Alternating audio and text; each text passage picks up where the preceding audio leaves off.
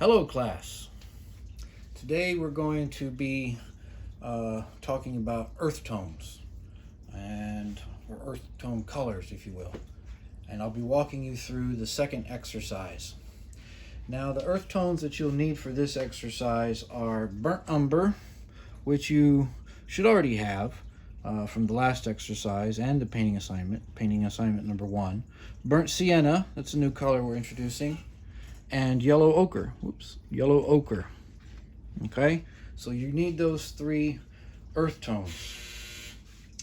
Those are not the only earth tones in existence. Those are the 3 we're going to be using. There are such things as raw sienna. Let me show you raw sienna. Okay, raw sienna is the raw version of burnt sienna. It's a different color altogether, really. You can see how burnt sienna is very warm and woody, whereas raw sienna looks more like peanut butter. And then the yellow ochre would look like a brown mustard, okay, like a warm mustard. So this will come into play, the raw sienna will come into play later in the semester. I do recommend you get it. It's not critical right now, but I do recommend it, and we'll use it when we start dealing with figurative work. And we're going to do a couple of figurative assignments later in the semester. We'll do a portrait assignment. And this is a real good color to have when making underpainting for flesh tones. There is also things like earth green. This is actually earth green hue, because real earth green in this day and age is quite expensive. Once upon a time, this was a very common color in European painting. It's how they made green for a long time. But green earth hue, that's a good color to have, but it's not required. It's not on our list. Also, things like red ochre, which again, we're not using this semester, but it's another earth tone that's a good one to have. You may have encountered it in another painting class if you're a studio major and have had other painting classes.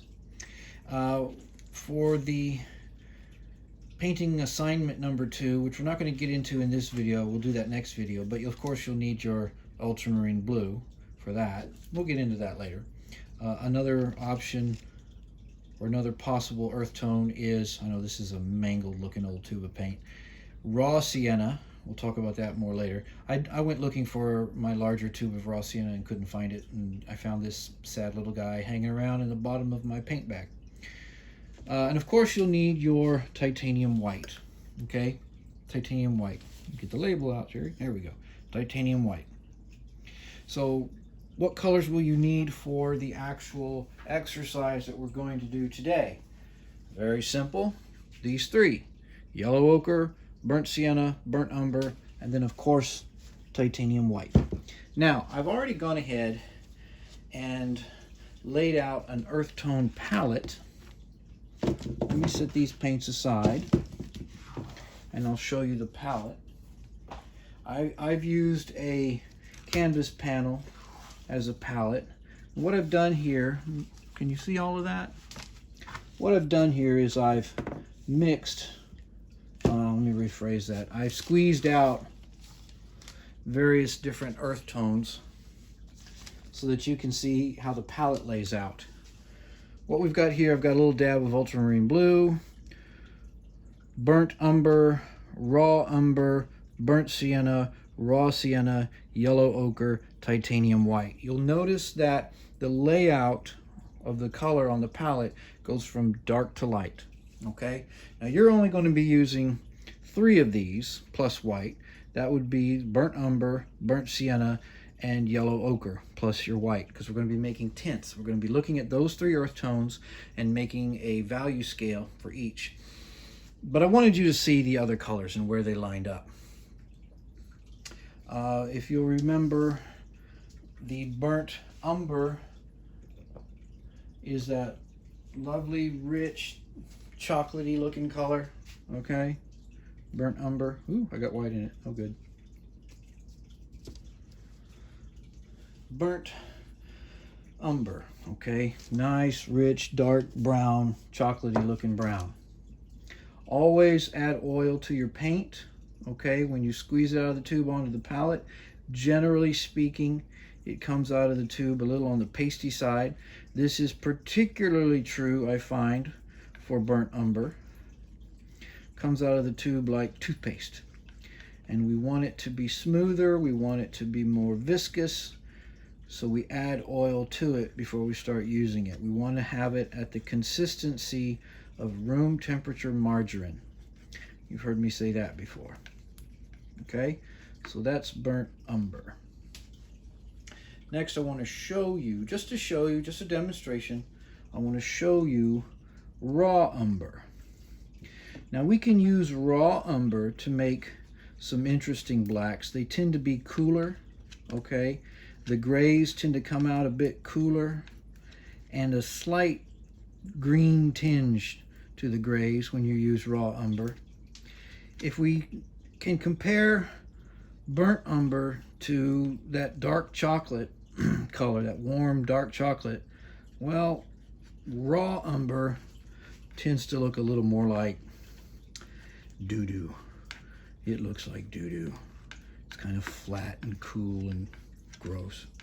Okay? Oh no, Mr. Lyle said doo-doo.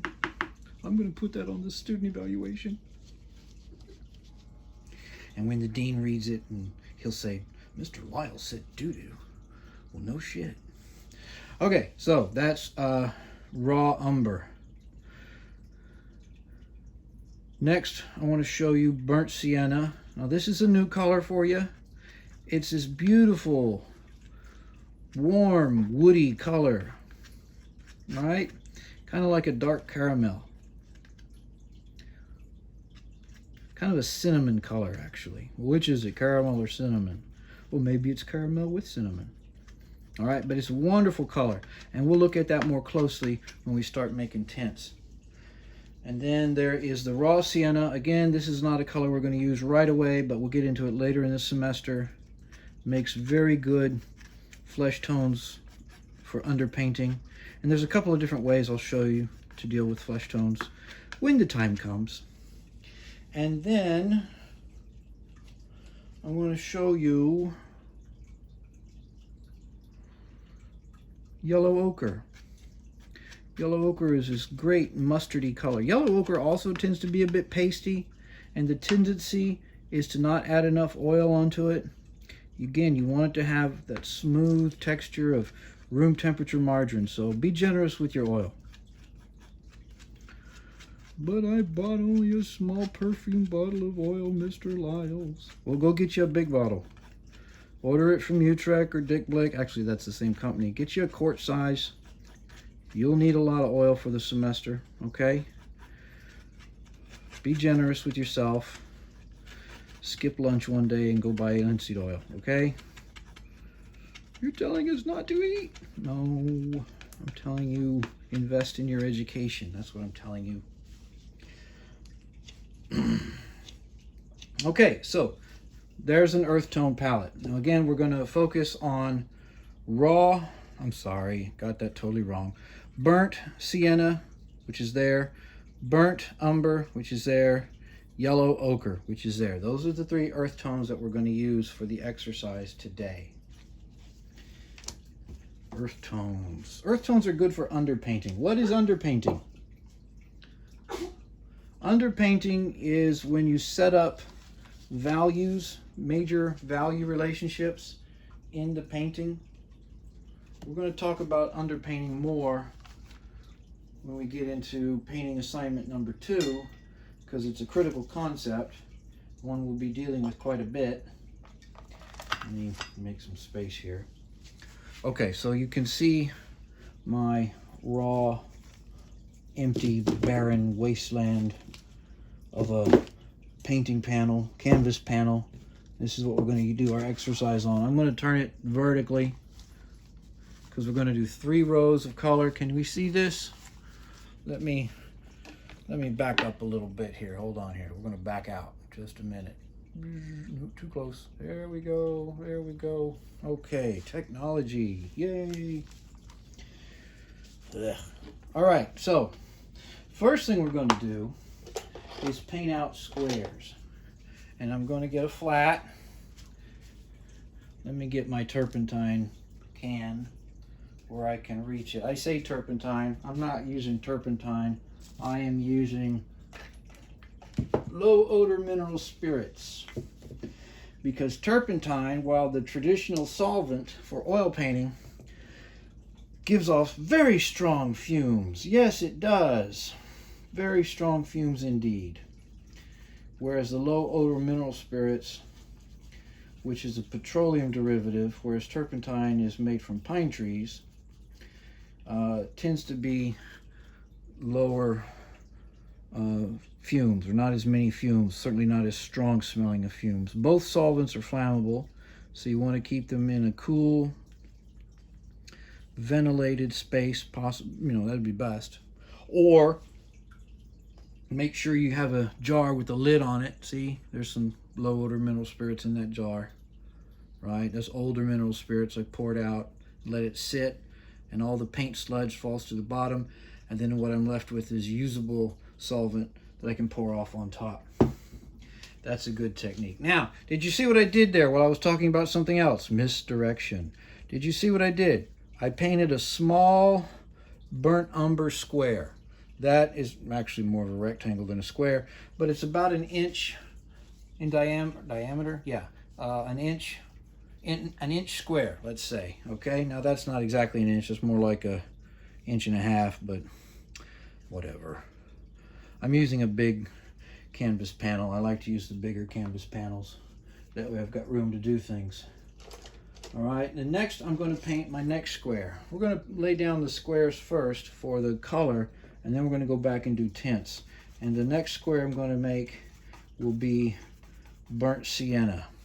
And we're going to put it right in the middle. There'll be a nice little space between my rows. By the way, if you can get this nice and neat, that's good, okay? Let's try to be professional about things. I know my squares aren't perfect either. You'll notice when you're laying out the burnt sienna color square that the burnt sienna is not as opaque as the burnt umber. It tends to be more translucent. That comes in handy later when we're mixing up other colors. Now, I mentioned earlier about using the, we made blacks in the last assignment, in the last exercise. And we used burnt umber and ultramarine blue to make black. And there is a possibility of using raw umber to make black. That's an option you can pursue down the road. What's the deal? Why aren't we pouring black out of, or squeezing black out of a tube of black paint? There's lamp black, there's ivory black, there's all kinds of nice blacks. Why Mars black? Why aren't we using that, Mr. Lyles? How come we have to make our own black? Well, I'm glad you asked. Again, I mentioned this last time. One of the things I'm trying to promote, one of the things I'm trying to teach you, it has nothing to do with a prohibition against black. Okay, I got nothing against black. However, I want you to learn how to mix color. Okay, that's the focus of this class. Now, other paint classes might have other focus, other loci, if you will, other things they focus on. I'm focusing on learning how to handle color. And we start that process by learning to deal with value and learning to deal with tone, understanding warm and cool. So that last exercise, exercise number 1, and painting assignment number 1, deal with those issues. And the best way to master that, or to even begin to master that, to even start down that road, is to make your own black. Then you can negotiate or even potentially control, dare I say, how warm or cool your black is. All right? How dark it might be, what you can do with it, how warm or cool or dark your grays are.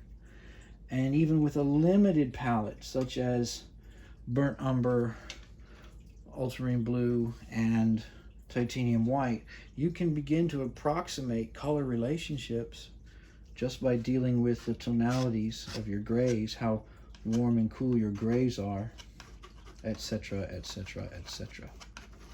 All right, the next thing I'm going to do, and kind of doing this off camera, I'm mixing out some values using titanium white and yellow ochre. I want to make a 6-step value all the way down the card. Okay, 6 different values. I've got the color, square 1, and then I'm going to mix up 6/10. That's squares 2 through 7, right? So the color plus 6/10, 7 squares. It's a little too light.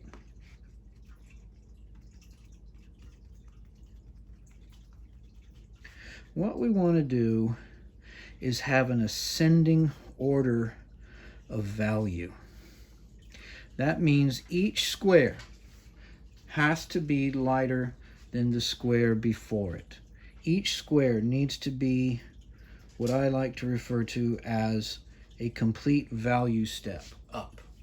Okay? You can see a change in value already. Notice how warm and rich the yellow ochre is. And then I added a little white to it, and it brightens up. At this early stage, it's fairly bright. It's lighter value, but it's not dull, okay?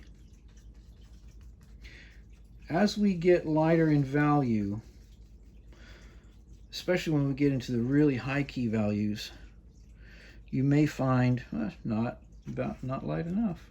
You may find that the color starts to get more pale. That's what it's supposed to do. All right, why does it do that? Because there's less pigment. Okay, you see how we're doing that? Less pigment in the color. These middle values, not middle enough, Lyles, get it lighter. These middle values will have a certain luminosity to them.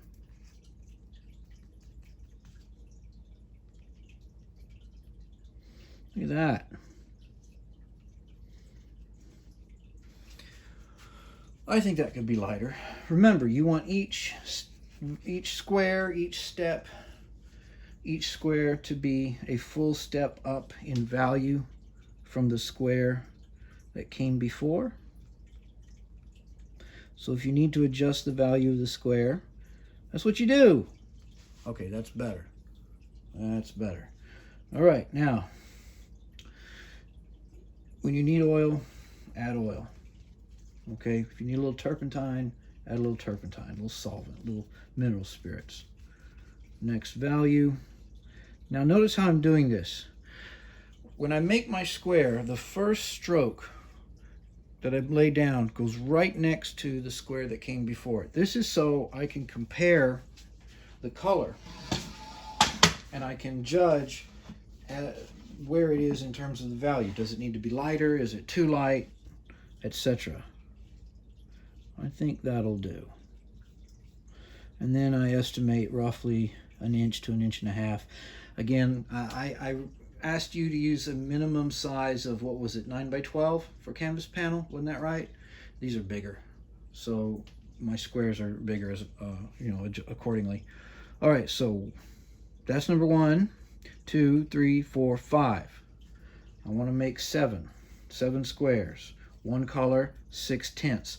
Tint, there's a vocabulary word. Are we going to have a vocabulary test, Mr. Lyles? That wasn't on the syllabus. No, I'm not going to give you a vocabulary test, but there is vocabulary to learn. Every discipline has its own jargon, okay? Jargon, that's a word that means the words which refer to the area of study being engaged. Okay, so every discipline has its own jargon. Painting is no exception. Tint. What is a tint? What is that thing you sleep in when you go camping? No! In this context, tint means when we add white to a color. We are tinting the color, okay? That's a tint. That's a tint. That's a tint. That's a tint. All right? As I'm adding more and more white, I am increasing the value of the tint. You mean it has value? Yes, value. There's another term. You've heard me talk about that. Value is a relationship between light and dark.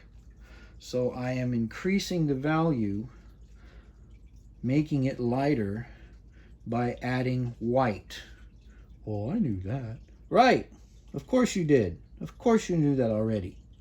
But you might not have known what the term was. Okay, the correct term. Vocabulary is important so that we are clear with each other when we communicate. We're specific about what we're saying. All right, words matter.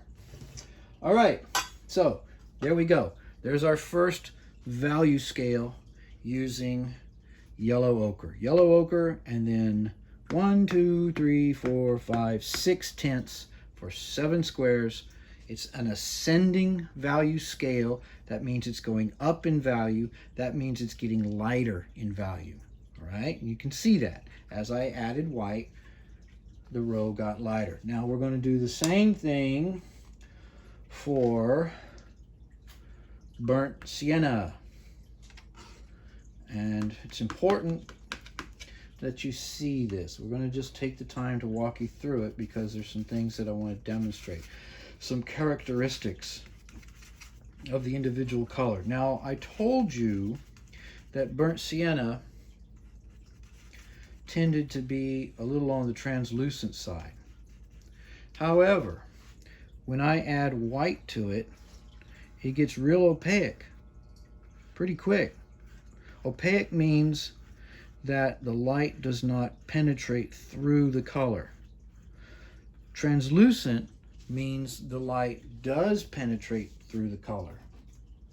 Transparent means you can see through it. Transparent color is kind of pointless. But a translucent color can be incredibly helpful. Now, burnt sienna has a wonderful characteristic.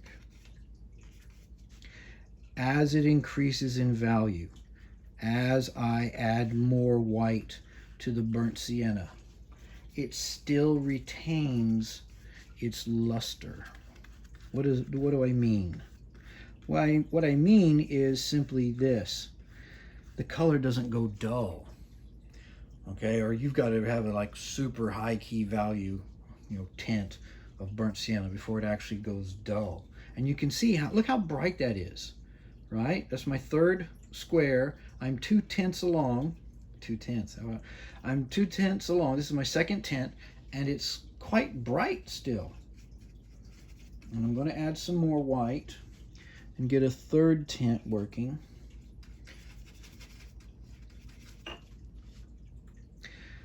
Look at there. Not too shabby.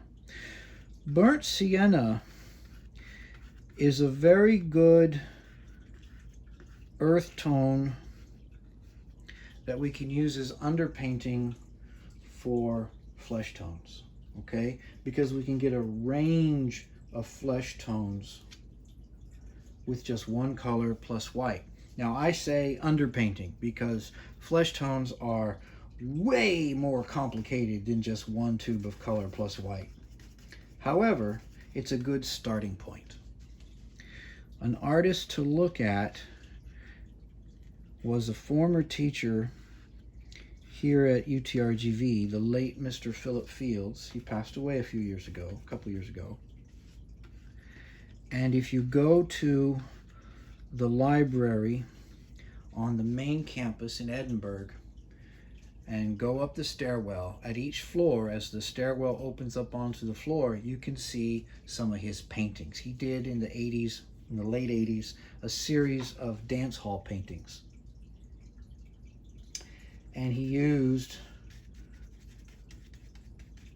burnt sienna largely for flesh tones. Now he added other colors as well based on lighting conditions and the individual and all of that sort of thing. But if you want an example of what burnt sienna can do with respect to flesh tones of all different hues, of all different I don't know the right word. Colors, I guess you could say. Values, tonal values. Anyway, here's a good example. Check those paintings out. They're at your disposal. They're in the collection of the university, and they're good paintings. Okay, so looky there, looky there, looky there, looky there.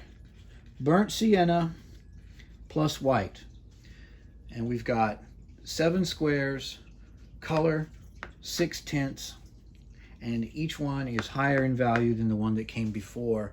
And you'll notice this probably more when you do the exercise as opposed to me just talking about it, but you'll notice that the color remains bright, even this high key value here at the end, which could potentially be even lighter in value than I made it.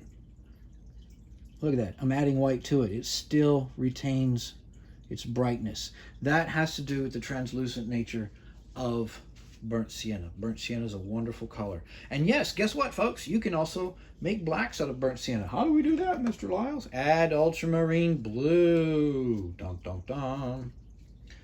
Okay, now the last one we're going to do is our burnt umber. I'm going to take my palette, which is off camera, and I'm going to flip it around so that you can see on camera how I'm mixing up burnt umber. Why didn't you do that for burnt sienna, Mr. Lyles? Well, because burnt sienna was right in the middle, and it was also not necessary for you to see it. I think this is necessary. Why is that, Mr. Lyles? Well, glad you asked. I'm going to tell you. Let's get some burnt umber up here, and I've already, now notice what I did. I have my white way over here on a corner of the palette off the camera. It's from my angle to it right now, it's in the upper right hand corner. It used to be in the lower left. Now it's up in the upper right because I flipped the thing around. I picked up white and I plopped a bunch of white down where I needed it. That's how you do this, okay? Don't take your dirty, filthy, painty up brush and go dip it in your white pile of paint. Take your knife, pick up the paint you think you're gonna need, and plop it down where on the palette you need it. And then mix up your tints. Keep the white white. That way you can use it cleanly when you're trying to mix up other values. Now I'm going to get some of my burnt umber here. Burnt umber is a very opaque color to start with. And the first couple of values, look at that, went from dark chocolate to milk chocolate, right? The first couple of values will still have some of the luster that the paint has, that the actual color has.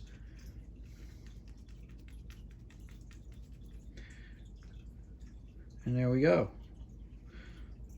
Value number 2, square number 3, dark chocolate, milk chocolate, chocolate milk. From here out, things start to get kind of dull. They get kind of dull. It dulls down. Now, when you know what the color will do under any given condition, when you know from experience what a color will do, that's too light, once you add white to it, then you can plan accordingly. You can judge what color will best serve your needs. Okay? This isn't about do's or don'ts. This is about understanding the potential of each color, how to use it and use it well. All right, that's value number 3, or tint number 3, square number 4. It starts to gray down a little bit, right? It's more of a putty color. And gray is a good word, because if I added a touch of blue there, we'd get a nice gray. Okay, so even without the blue, it's still shifting into gray. Now I'm adding more white. A higher key value. High key, there's a new term. What does that mean, Mr. Lyles? What does high key mean? As you are increasing the value, making the color lighter, we refer to the lighter end of the spectrum, the lighter end of the value scale, as being high key. The darker end of the value scale we can call low key, right? You get it? Okay. Now, probably this is off camera a little bit. Yeah, that's okay. 1, 2, 3, 4. So this is number 5. test it. Yep, that'll work. In fact, that may be even a little too light. By the time I get up to 5, and especially 6 and 7, I've really dulled the value out, okay? I've washed the color out, literally, okay? What's going on? Well, physically, there is far less pigment in the higher key values than there are in the lower key values. And in the case of burnt sienna, burnt umber, which is a fairly dark, dull color to begin with, it really turns into a dull gray, putty kind of color.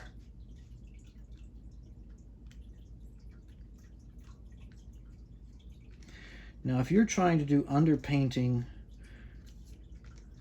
of anything using earth tones, you may find that balancing out the cooler, duller, grayer burnt umbers with the warmer, brighter, happier, friendlier burnt siennas, they work really well against each other. Okay, they play off each other really well. 1, 2, 3, 4, 5, 6, and then the last one will be 7. They play off each other really well. One is rather dull and sort of putty-ish and doesn't go anywhere fast and it just gets gray. And the other's all bright and happy and sunny and let's go, yay! Okay, so these two extremes play off each other really, really well. I think I can get that lighter. I think I should get that lighter. So I'm going to get some titanium white. There we go. I'm using the brush to mix it. I don't recommend that, by the way. It's best to mix it the value you need on the palette and then apply it. However, sometimes you may find that you've got a value that's too dark or too light, and so you wind up having to adjust the value of the square. Okay? When you do that, and it's not a question of if, usually it pops up along the way. So when you do that, make sure you thoroughly brush in that lighter value, because you don't want the square to be like this two-tone streaky square. Some of you who did the exercise 1 and turned in streaky, dirty squares. No, you want the squares to be flat and read as a monotone. Okay, each square should have its own tonal value. Okay, so just technical wise, when you or if you have to adjust the value of a color, do it thoroughly. Okay, just work it until it's a flat value. And if you need to clean off your brush and reintroduce some more white to lighten up the value more, then that's what you do. Okay, let's look. Let me adjust this here a little bit so that we can see on the camera a little more clearly. Can you see that? Yes, we can. All right. Burnt umber, 6 values ascending in value order, right? They're going up in value. Burnt sienna, 6 separate values. Okay, so we have 7. Let's see. 1, 2, 3, 4, 5, 6, 7, 8. How did I do that? Well, I made a boo-boo. I made 1 square too many. Wasn't paying attention, too busy telling stories. Okay, so but what you want is the color and then 6 values. Okay, so there we go. Burnt sienna and 6 values. Yellow ochre, some of you saw that already, didn't you? You're watching this video. You watched me make an extra square while I'm running my mouth and you didn't say anything. Okay, so yellow ochre and then 6 value squares. All right? So you should have a total of 7 squares in each row. Some of you miscounted last time. I want 7 squares. The color plus 6 values. All right? Never mind my mistake. Each square needs to be lighter in value than the square that came before. Each square should be a clear step up in value. And that's exercise number 2. All right? When I send this out, I'll probably send this out to you later this afternoon. We'll have a due date attached to it. Next time, I'm going to demonstrate painting assignment number 2 using these colors, these tints, and the grays that we use for painting assignment number 1. We'll be combining the blacks and grays with the earth tones, and we're going to make an earth tone underpainting. Painting assignment 2 will actually have 2 stages to it. It's 1 assignment, but 2 stages. Stage 1, we're doing the underpainting with earth tones and grays. Stage 2, and I'll show you when the time comes, we're going to introduce color on top of all the work that we do with the underpainting. Okay, so that'll be next time. Stay tuned.